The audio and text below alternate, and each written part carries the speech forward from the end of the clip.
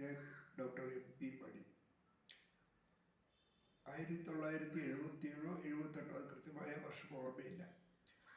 ആ കാലത്താണ് ലോകാരോഗ്യ സംഘടന മാനവരാശിക്ക് മുമ്പിൽ ഒരു പുതിയ മുദ്രാവാക്യം വെച്ചത്. 2000 ആണ്ടിൽ എല്ലാവർക്കും ആരോഗ്യം. അന്ന് ഒരു ശാസ്ത്ര സാഹിത്യ മിഷൻ പ്രവർത്തകനായിരുന്ന ഞാൻ കൂട്ടുകാരും ഇത് ഒരുപാട് പാടി നടന്നിട്ടുണ്ട്, ഒരുപാട് വേദികളിൽ പ്രസംഗിച്ചിട്ടുണ്ട്. 2000 ആണ്ടിൽ എല്ലാവർക്കും ആരോഗ്യം. 2000 ആണ്ടായപ്പോൾ സ്ഥിതി നേരെ തിരിച്ചാ വന്നത്. എല്ലാവർക്കും രോഗം, എല്ലാവർക്കും അനാരോഗ്യം. ആ പ്രക്രിയ 2025 തുറന്നുകൊണ്ടിരിക്കുകയാണ്. ഏറെ ഗൗരവത്തോടെ കാണേണ്ട വിഷയം, ഒരുപാട് മഹാമാരികളെ നാം കണ്ടു കഴിഞ്ഞു. ഈ പല മഹാമാരികൾക്ക് മുമ്പിലും വൈദ്യശാസ്ത്ര രംഗം അന്താളിച്ച് നിൽക്കേണ്ടി വന്നു. ഇപ്പോൾ അതിഭീകരമായ അതിഭീകരമായി നമ്മൾ വൈദ്യശാസ്ത്രം ആശങ്കപ്പെടുന്ന ആൻറ്റി മൈക്രോബിയൽ സിൻഡ്രോം എന്ന മഹാമാരി നമ്മുടെ പടിവാതിൽക്കലുണ്ട്. ഇവിടെ എന്തുകൊണ്ട് ഇങ്ങനെയൊന്നും സംഭവിച്ചു എന്നുള്ള കാര്യം നമ്മൾ ആരിപ്പോഴും ചർച്ച ചെയ്യുന്നില്ല. വൈദ്യശാസ്ത്ര രംഗത്തുള്ളവരും ചർച്ച ചെയ്യുന്നില്ല. വിദേശങ്ങളിൽ പലയിടത്തും എന്തൊക്കെയോ നടക്കുന്നുണ്ട്. പക്ഷേ ഈ കേരളത്തിൽ അതൊന്നും നടക്കുന്നില്ല കാര്യമായിട്ട്. അതിൻ്റെ ഏറ്റവും വലിയ ഈ ദുഃഖകരമായൊരവസ്ഥ, ഇവിടെ ഓരോ ദിവസവും കൂടുതൽ പേർ ഓരോ രോഗങ്ങളും ബാധിച്ച് അവശരായിക്കൊണ്ടിരിക്കുന്നതാണ്. രോഗികളുടെ എണ്ണം കൂടിക്കൊണ്ടേയിരിക്കുകയാണ്. അപ്പോൾ പുതിയ അറിവുകൾ ഈ രംഗത്ത് പ്രയോജനപ്പെടുന്നതിനുള്ള കാര്യങ്ങളും ഇവിടെ ചർച്ചകളൊന്നും നടക്കുന്നില്ല. ആഗോളതലത്തിൽ വൈദ്യശാസ്ത്ര രംഗത്ത് ഒരുപാട് പുതിയ അറിവുകൾ വന്നുകൊണ്ടേയിരിക്കുകയാണ്. ഞാനിതിപ്പോൾ ഓർക്കാനുള്ളൊരു കാര്യം, ഞാൻ 1968 ആയുർവേദ കോളേജ് ചേർന്നത്. എൻ്റെ സ്വന്തം നാടായ ഷൊർണൂരിലെ KS സമാജം ആയുർവേദ കോളേജിലായിരുന്നു വിദ്യാഭ്യാസം. ആ എൻ്റെ ഫസ്റ്റ് ഇയർ, അതായത് 1968 വാർഷികാഘോഷം ഉദ്ഘാടനം ചെയ്തത് അന്നത്തെ സംസ്ഥാന ആയുർവേദ ഡയറക്ടറായിരുന്നു. അദ്ദേഹം ആ പ്രസംഗത്തിൽ വളരെ ഊന്നി പറഞ്ഞൊരു കാര്യം, വൈദ്യശാസ്ത്ര രംഗത്ത് നിരന്തരം പഠനങ്ങൾ നടക്കണം, ഗവേഷണങ്ങൾ നടന്നുകൊണ്ടേയിരിക്കണം. അതിനേക്കാൾ ഉപരി അദ്ദേഹം വന്ന് പ്രധാനപ്പെട്ട ഒരു കാര്യം പറഞ്ഞത്, ഒരു ചരകനോ സുശ്രുതനോ ഒരു നൂറ്റാണ്ടിൽ ഒരാളെങ്കിലും ഉണ്ടായിരിക്കണം. അതാണ് അദ്ദേഹം പറഞ്ഞ കാര്യം. ഒരു ചരകനോ സുശ്രുതനോ ഒരു നൂറ്റാണ്ടിൽ ഒരാളെങ്കിലും ഉണ്ടായിരിക്കണം എന്നാണ്. അപ്പോൾ ആയുർവേദ കോളേജിൽ പഠിച്ചിരുന്ന കാലത്ത് ഒരുപാട് പ്രതീക്ഷകളായിരുന്നു മനസ്സിൽ. വൈദ്യശാസ്ത്രം കൈകാര്യം ചെയ്യുന്നു, ജനങ്ങൾക്ക് രോഗാശ്വാസം പകരുന്ന ഒരു വലിയ കാര്യമാണ്. അങ്ങനെ ഒരുപാട് കാര്യങ്ങൾ മനസ്സിൽ സ്വപ്നങ്ങളുണ്ടായിരുന്നു. അപ്പോൾ നമ്മളിവിടെ അതിന് ശേഷമാണ്, അപ്പോൾ ഞാനത് ആയുർവേദ കോളേജ് പഠിക്കുന്ന കാലത്ത് ഈ ഷൊർണൂർ പബ്ലിക് ലൈബ്രറിയിൽ പോയിട്ടായിരുന്നു വായന. അപ്പോൾ അമേരിക്കൻ റിപ്പോർട്ടർ എന്ന് പറഞ്ഞൊരു സാധനം ഉണ്ടായിരുന്നു അന്ന്. ഇതിൽ അവരിടയ്ക്കിടയ്ക്ക് സൂചിപ്പിക്കുന്ന ഒരു കാര്യം ഉണ്ടായിരുന്നു, അമേരിക്കയെക്കുറിച്ചുള്ള കൂടുതൽ വിവരങ്ങൾ അറിയാൻ ചെന്നൈയിലുള്ള United States information service, mount road Madras 2, അത് മദ്രാസാണ്, അവിടേക്ക് എഴുതിയാൽ മതി. അപ്പം ഞാൻ പരീക്ഷണാർത്ഥം ഒരു കത്ത് എഴുതി, സന്ധിവാത രോഗങ്ങളുടെ ഏറ്റവും പുതിയ അറിവുകൾ ലഭിച്ചാൽ കൊള്ളാമെന്നുണ്ട്. അത് എനിക്ക് തോന്നുന്നു ഒരു 10 ദിവസത്തിനകം അതിന് മറുപടി കിട്ടിയതില്ല. ആ പ്രസക്ത ഭാഗങ്ങൾ അവർ ഫോട്ടോസ്റ്റാറ്റ് എടുത്ത് അയച്ചു തരികയായിരുന്നു. അപ്പോൾ ഈ പ്രക്രിയ ഞാൻ തുറന്നുകൊണ്ടേയിരുന്നു, ഈ വൈദ്യശാസ്ത്ര രംഗത്തെ ഏറ്റവും പുതിയ അറിവുകൾ. അപ്പോൾ ക്ലാസ് എടുക്കാൻ പോകും, പ്രസംഗിക്കാൻ പോകും, ഞാനിതൊക്കെ വിളിച്ച് പറയാറുണ്ട്.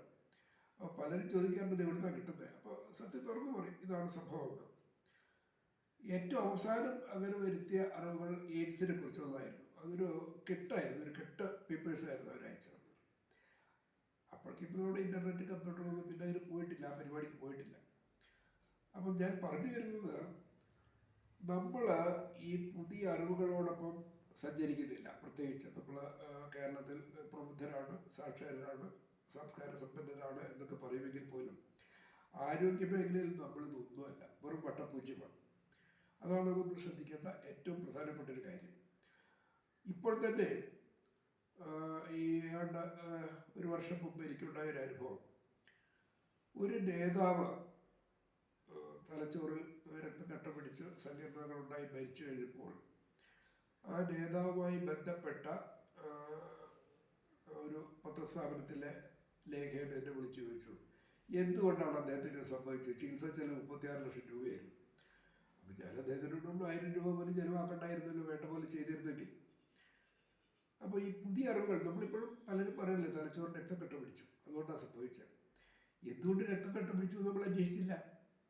ഏറ്റവും പുതിയ അറിവുകളിൽ പറയുന്നത് വാക്കകത്തുണ്ടാകുന്ന അണുബാധകളാണ് ഇത്തരം കാര്യങ്ങൾക്ക് കാരണമാകുന്നത് എന്നുള്ളതാണ്. വാക്കകത്ത് അണുബാധകൾ ഉണ്ടാകുമ്പോൾ നമ്മൾ വളരെ നിസ്സാരമായിട്ട് ഒന്ന് വായ്പുള്ളതാണ്, ബോധവീക്കമാണ്, പല്ലുവേദനയാണ് എന്നൊക്കെ നമ്മളോട് കൈകാര്യം ചെയ്തെടുക്കുക. ഡോക്ടർമാരെ കാണാൻ പോവില്ല, ഏതെങ്കിലും മരുന്ന് കടയിൽ പോയിട്ട് വിവരം പറഞ്ഞിട്ട് മരുന്ന് വാങ്ങി കഴിക്കും. അപ്പോൾ ഇത്തരം ചികിത്സാ രീതികളാണ് ഇവിടെ പാളിച്ചകൾ ഉണ്ടാക്കുന്നത്, ഡോക്ടർമാരെ കാണില്ല. വാക്കകത്തുണ്ടാകുന്ന അണുബാധകളും അതിൻ്റെ ദുരന്തങ്ങളെ കുറിച്ച് വ്യക്തമായ പഠനങ്ങൾ പ്രസിദ്ധീകരിച്ചിട്ടുണ്ട്. പ്രമേഹ രോഗികളിൽ വാക്കകത്ത് അണുബാധയുണ്ടെങ്കിൽ രക്തത്തിലെ പഞ്ചസാരയുടെ നില മരുന്ന് കഴിച്ചാലും നിയന്ത്രണ വിധേയമാകില്ല എന്ന് തന്നെ പറയുന്നുണ്ട്. മാത്രമല്ല, പ്രമേഹ രോഗികളിൽ വാക്കകത്ത് അണുബാധ ഹൃദയാഘാതം ഉണ്ടാകാനുള്ള സാധ്യത അങ്ങനെ അല്ലാത്തവരെ അപേക്ഷിച്ച് വളരെ കൂടുതലാണ് എന്ന് പറയുന്നുണ്ട്. നമ്മളിവിടെ ശ്രദ്ധിക്കേണ്ട ഒരു കാര്യം, വളരെ അടിയന്തിരമായി ശ്രദ്ധിക്കേണ്ട ഒരു കാര്യം, ആഗോളതലത്തിൽ പ്രസിദ്ധീകരിക്കുന്ന അവിടുത്തെ വിദഗ്ധന്മാർ പഠനം കഴിഞ്ഞ് പ്രസിദ്ധീകരിക്കുന്ന അറിവുകൾ ഇവിടെ പ്രയോജനപ്പെടുത്തുക എന്നുള്ളതാണ്. അപ്പോൾ ഇത് ഇപ്പോൾ പ്രമേഹത്തിൻ്റെ കാര്യത്തിൽ ഏറ്റവും പുതിയ അറിവുകൾ പ്രസിദ്ധീകരിച്ചിട്ട് 10 കൊല്ലം കഴിഞ്ഞു. അതായത് ശരീരത്തിൽ പ്രത്യേകിച്ച് വയറിലും കുടലുകളിലും അടിഞ്ഞുകൂടി കിടക്കുന്ന അമിതമായ കൊഴുപ്പിൻ്റെ ശേഖരവും അണുബാധകളുമാണ് പ്രമേഹത്തിൻ്റെ അടിസ്ഥാന കാരണമെന്ന്. അങ്ങനെ വരുമ്പോൾ ഈ അടിസ്ഥാന കാരണങ്ങളിൽ മാറ്റം വരുമ്പോൾ അത് ചികിത്സയിൽ മാറ്റങ്ങൾ വരണം, മരുന്നുകളുടെ കാര്യത്തിൽ മാറ്റങ്ങൾ വരണം. അങ്ങനെ വരുമ്പോഴാണ് നമ്മൾ അത്ഭുത രോഗശാന്തി നമുക്ക് സാധ്യമാകുന്നതും രോഗികളിൽ സങ്കീർണതകൾ ഒഴിവാക്കാൻ കഴിയുന്നത്. ഇത് വളരെയേറെ പ്രധാനപ്പെട്ട ഒരു കാര്യമാണ്.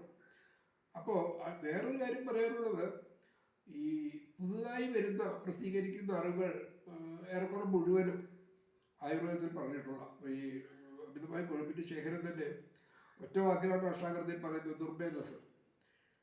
അപ്പം നമ്മൾ അതും ശ്രദ്ധിക്കുന്നില്ല.